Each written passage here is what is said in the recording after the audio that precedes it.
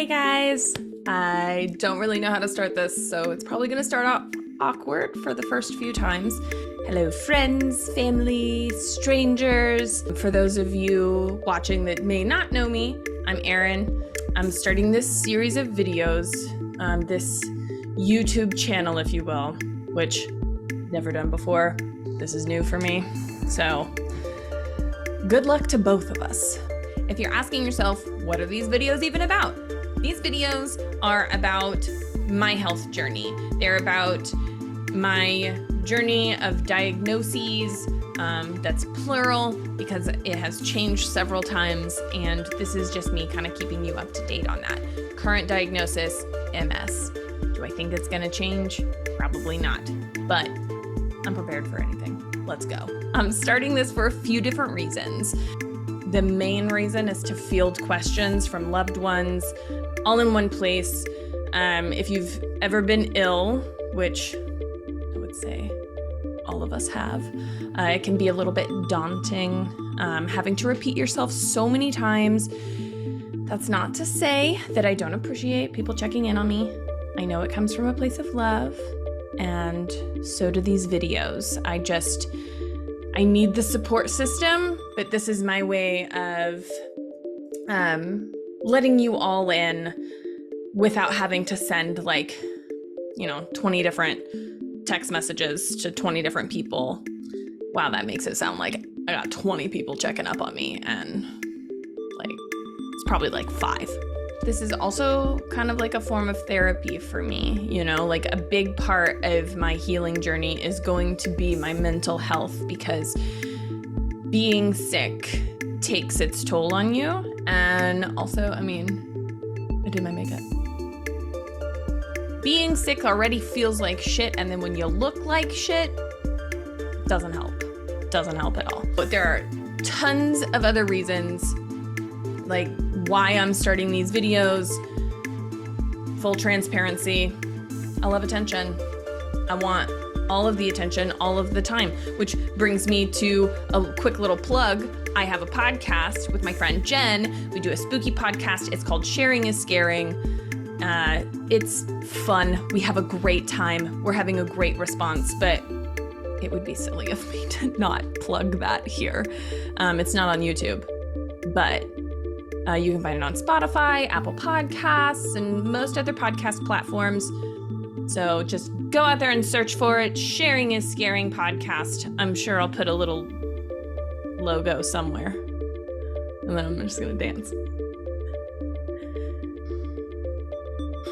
Video 1, what I'm going to cover. I plan on covering a little bit of my history. So kind of like where I believe all of this started, where doctors believe some of this started. They don't think as much as I think about myself. I do not think more than a doctor. Don't listen to me.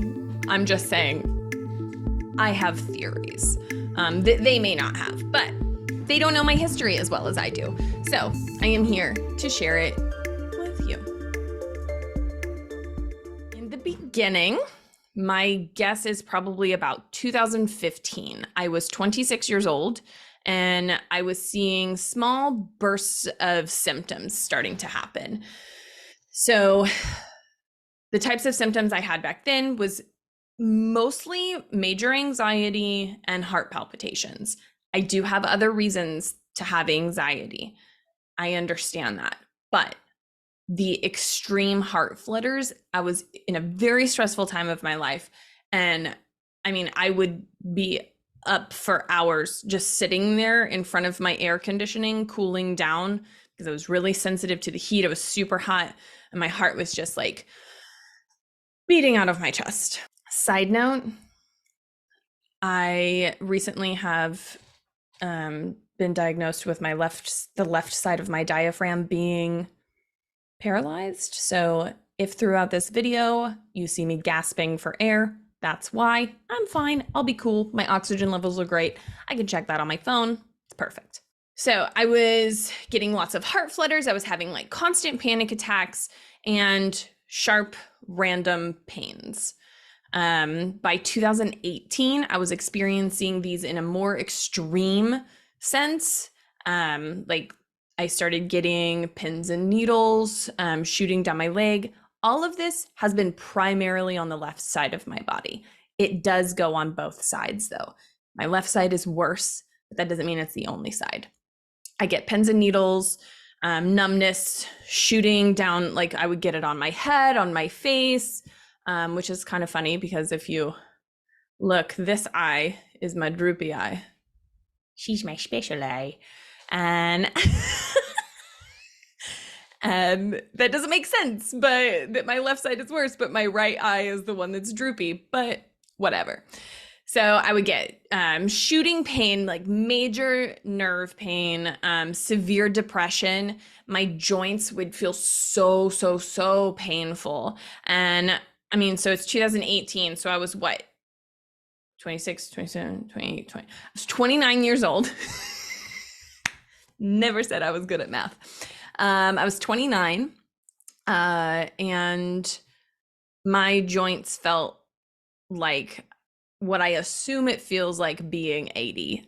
I don't know. Never been 80 before. Hopefully I make it there. Oh God. Oh, let's not talk about the pain of what that's going to be like. But anyway, severe depression, flaming joints. So whenever things would get really bad with my joints, you could literally hear it. Every joint pops, which I think is very strange, a little bit alarming, but that was a cue for my husband to say, uh-oh, you're not doing well. Whenever my joints would pop really loudly, it hurts. It feels like a big burst. It's very painful. And that happens whenever my joints are at their worst. I was having severe neck pain. I'm talking, I spent hundreds and hundreds of dollars on pillows. I tried every pillow there was. I tried no pillow. I never really found one that worked for me. My neck hurt. It's like a constant stiffness. And like anytime I would kind of move it a little bit, it would crack, but like it was This is how I describe things to doctors too. This is probably why it took me so long to get a damn diagnosis. So it would be like straining, like it never cracked, like it popped. And like, oh, that feels good. You know, a lot of people crack their own necks. No, mine don't do that. It's like that feeling of like it's about to crack, but it won't. That's what it was doing. And it was so painful. I was having insomnia. I could hardly sleep at night. Migraines, my head hurt all the time. I was so exhausted, fatigue out the ass. This was the year that I started physical therapy. I got an MRI of my neck. I got majorly frustrated with doctors. So I went to the doctor for my joint pain, for my nerve pain, my neck pain, my headaches, my fatigue. When I went to the doctor for this, like most doctors that I have seen, I often get the response of, well, you're too young to feel that way. To which my response should be, I know, that's why I'm here. But I don't know. I freeze up around doctors. I just like, yeah, like I'm expecting them to like give me answers, and I don't advocate for myself very well, which is not great.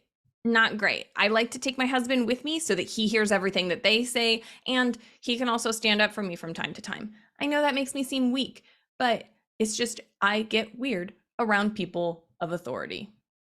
Don't know. It's just who I am. So I went to the doctor and I told the doctor about all of these symptoms that I'm having. Oh, you're too young to feel this way. We can get an MRI, but insurance gets funky with these things. So sometimes they don't approve MRIs until you do physical therapy first, to try to solve the problem, which I think is very weird. Like, to solve the problem? But you don't know what the problem is. So how do you know that doing this treatment will solve the problem? It makes no sense to me, but I'm not a doctor. So I signed up for physical therapy. I went through physical therapy mostly for my neck and my shoulder, my back. I was told, this is like my favorite thing that I've ever been told by a physical therapist, is that I have in my left side, I have the muscles of a baby shoulder. So cool. Anyway, went through physical therapy, several weeks of it. Nothing got better. After physical therapy, the doctor decided to order an MRI of my neck. When the doctor got the MRI of my neck back, I got a phone call. That phone call was to let me know that the radiologist, or whoever the hell it is that reads the scans, said that they saw nothing. I have some suspicion. During that same phone call with the doctor,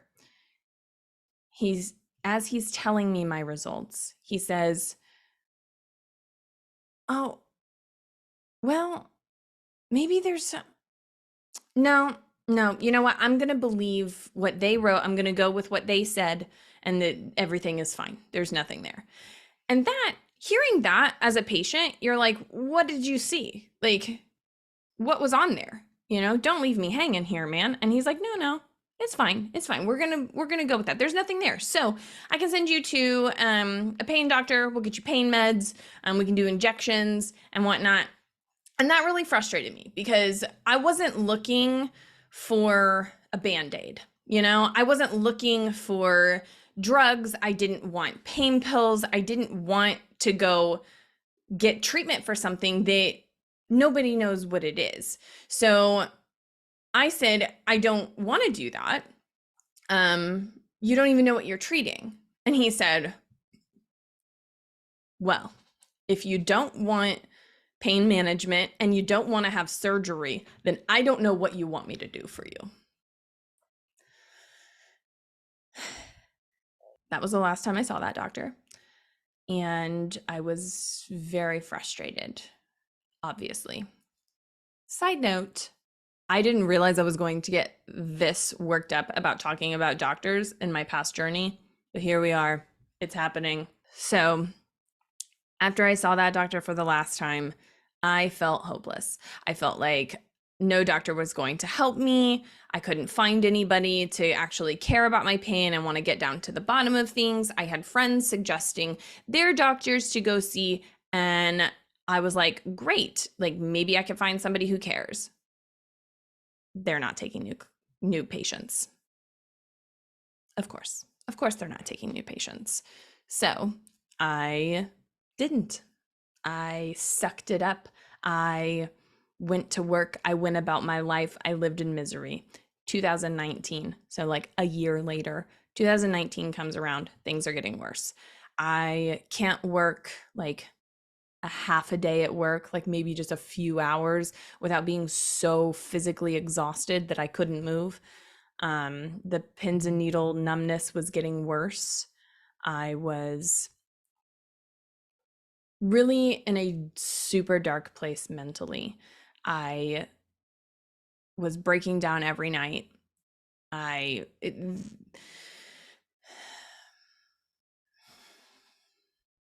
There's something about being 30 years old, turning 30 and wanting, like, I felt like I should be at my physical peak, like I'm 30 years old. I didn't have children. Like I should be able to, like my body should be young and fit still. And I couldn't take my dog for walks.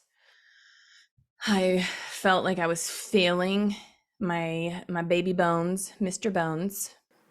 This is him. He's adorable. Super cute. I was having a really hard time mentally. I was going to therapy and trying to work through things, but things weren't working out. It's hard to stay in a healthy mental space whenever your physical body is fighting you and working against you. So it's like a whole other mind fuck, really.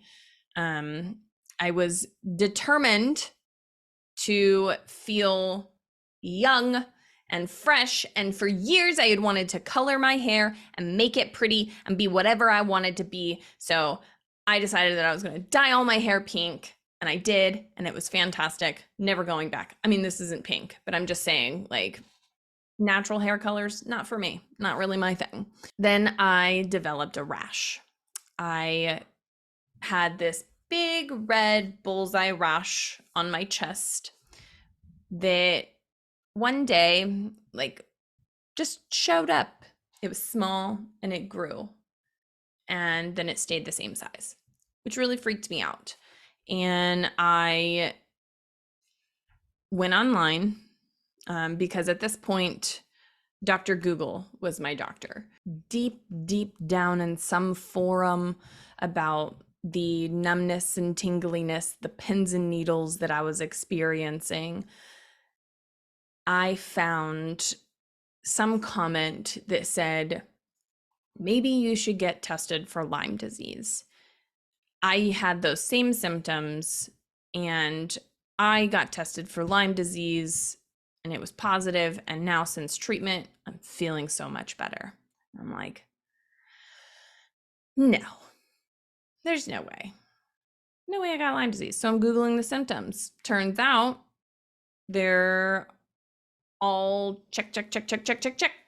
Shit. Okay, I don't have a doctor. I'm going to urgent care. So I go into urgent care and I ask them for a Lyme disease test. That was one of the weirdest things I've ever done in my life. It was awkward. The doctors, not just the doctors, everybody in the office was like, what? There's a hypochondriac here and they're wanting to get tested for Lyme disease. It's really strange. They're all like, did you get bit by a tick recently? Like, why are you saying that? And I'm like, well, I'm a dog groomer. Like, of course I come in contact with ticks. Like, did I get bit? I don't know for sure, but this is my rash. And they're like, okay, that's a rash. We'll do a test, but let me look at this rash. And they're like, oh, this rash looks like ringworm. I'm going to give you treatment for ringworm. And then we'll send off the test for Lyme disease, let you know. Tried all the creams. Nothing happened. They gave me pills and a cream for ringworm. Didn't go away. Stayed strong. It was there. I'm like, okay, well, whatever. A week later, I get a phone call from the doctor. You have Lyme disease. I sent a prescription of high dose of antibiotics to your pharmacist. You need to go get on it and start taking it now. And I think it was like I want to say it was like a month long treatment, maybe 2. It was a long time. And I'm like, okay, all right. This explains a lot. I feel kind of good. There is something about getting a diagnosis that makes you feel less crazy. You know, you're experiencing all these symptoms for years. Doctors aren't helping you. Like, people are looking at you like you're crazy because you're in your 20s. You should be, you know, out running marathons and feeling great, but you don't. And you don't know what's wrong with you. And you start to question, like, is anything wrong with me? Or is this all in my head? Like, am I actually crazy? Like, people are looking at me like I am. But having a diagnosis makes you feel validated and also gives me a sense of a plan. So, okay, I have Lyme disease. What can I do to fix that? What can I do to help that? How can I keep things at bay? Funny enough, in my research, I found out that a lot of people who have Lyme disease get misdiagnosed with MS, which I thought was an interesting little anecdote. I have actually had a lot, did I say anecdote? Antidote? Anecdote is either a fucking cure to a poison or a story. You choose. So I have a lot of friends who have been diagnosed with MS. I say a lot. I know a few people. And at the time, I was like, oh, shit, maybe those people should get tested for Lyme disease because maybe it's not MS. Maybe they have Lyme disease.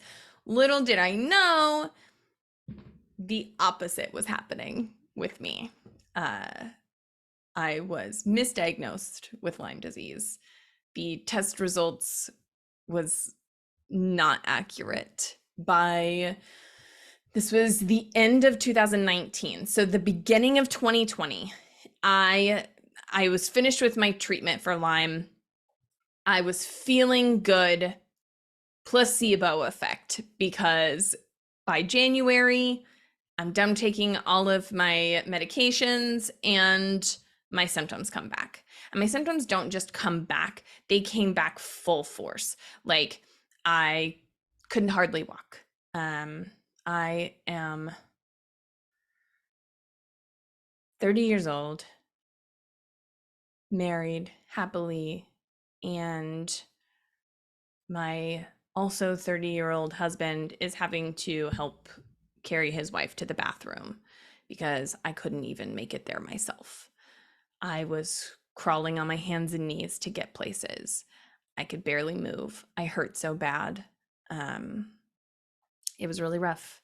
So we did what I didn't want to do, but I felt the need to do. I scheduled another doctor's appointment, this time with the infectious disease doctor, because after being diagnosed with Lyme disease, I'm believing that, oh, this is Lyme disease. Okay, I need another round of treatment. I don't even know if they can do that so soon since I just finished the other one. I go into the doctor, she looks at my test results, and she says, I wouldn't say that you have Lyme disease. Based on this test result, I would want to retest you for it. Would have wanted to retest you for it before I treated you. So I don't believe that's what you have. I do think that you probably have some other autoimmune, but I don't know. Okay. But this is my diagnosis. Like, this is my hope, you know, this is what I've been clinging on to this whole time. And you're telling me that I don't have that. But I also had another doctor tell me I did and give me the treatment for it. So I don't know who to believe here, and I need to cling on to something. After that doctor's visit, this was February of 2020. You all guessed it. COVID hits. When COVID hits, Aaron stops going to the doctor. Everything is locked down. So, I mean, doctors were still there, but I was like, I'm not going to go to the doctor and go get exposed to COVID. I'm not going to, you know, do anything active for my personal health at this moment. I feel like I do have Lyme disease and nobody wants to help me here. So what I'm going to do is I'm going to holistically treat myself. I'm going to change my diet. I'm going to stop eating so many foods that cause inflammation. I'm going to focus on adding foods to my diet that help with inflammation. I'm going to start taking supplements. I'm going to read these books. I'm going to take things into my own hands. And I did. And it helped. It helped quite a bit. I didn't have bad days as frequently. I cut out like all vegetable oils and tried to cut out processed foods. But here's the thing, like, if you're in America, you know, cutting out processed foods is basically just breathing air. There is nothing here that isn't processed unless you grow your own shit, which I have tried.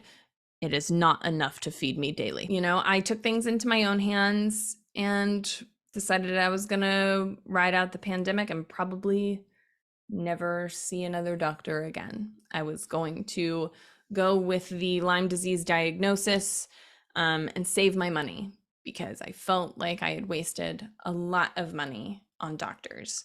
I will do another side note here. I know I'm bitching about doctors a lot. I do trust doctors. I just don't trust them all. I was not expecting to come into this and bitch so much about them, but it's part of my story. It's what happened to me, and I can feel a sort of way about it. So I will end this episode on kind of a little funny note. I haven't got into the more recent things, but that will come in part 2. Part 2, I will release it at the same time so you can go and watch it, but I don't want to make these videos too long. So on a funny note, the rash, the ringworm, the Lyme disease rash, I believe years later, I was dyeing my hair blue. This time it's like a gray-green blue. It's gonna change. But when I was first dyeing my hair blue, I didn't like any of the blue hair dyes that I was dyeing my hair for the brand that I was using. And I changed brands. And lo and behold, when I changed brands of hair dye, my rash stopped coming around. And I don't know this for sure, but I have a pretty strong inkling that that rash was an allergic reaction. But hey, you know what? I don't blame myself for not knowing that. The doctors didn't even know that. They didn't even think about it. So I'm just as smart as a doctor, is what I'm hearing. Okay, so that's all that I have for this episode. Again, I'm gonna do a part 2 that will give you an update on all of the more recent things that have happened to me. If you made it this far, thank you for joining me on this crazy ride. Your support means a lot to me, whether you're a friend, family, stranger, whatever. Watching this makes me feel seen. If you have any questions, please feel free to put a comment on this video or on the next video or on any video. I'm gonna be honest with you, I won't respond to them. And you may be wondering, then why would I write that? And the reason is that I do plan on addressing questions in future videos. So I'm not going to take the time to respond to your comment, but I will get to all the questions eventually. I've got a lot of stuff to talk about. So, but give me more. Like I said, love talking. Chatty Cathy over here. Thank you, and I'll see you soon.